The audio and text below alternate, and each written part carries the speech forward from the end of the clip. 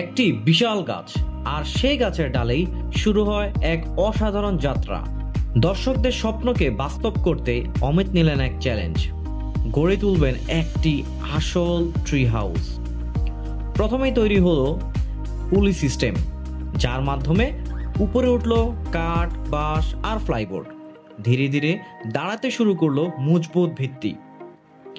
4 দিনের অক্লান্ত পরিশ্রমে গড়ে উঠল ঘর। বাঁশের দেওয়াল, খোলা জানালা, ছোট্ট বারান্দা আর সিঁড়ি, সব মিলিয়ে যেন গাছের বুকেই এক স্বপ্নের আশ্রয়। তবে এখানেই সবচেয়ে বড় সারপ্রাইজ। গাছের মাঝখানে দাঁড়ানো একটি ছোট্ট ঘরে একসাথে 9 জন মানুষ দাঁড়িয়ে থাকতে পারে। শক্তি আর স্থিতিশীলতার এক অসাধারণ প্রমাণ। কিন্তু এই গল্প এখানেই শেষ নয়। আগামী দিনে এই সাধারণ ট্রি হাউস রূপ নেবে একটি বিলাসবহুল স্বপ্নের ঘরে।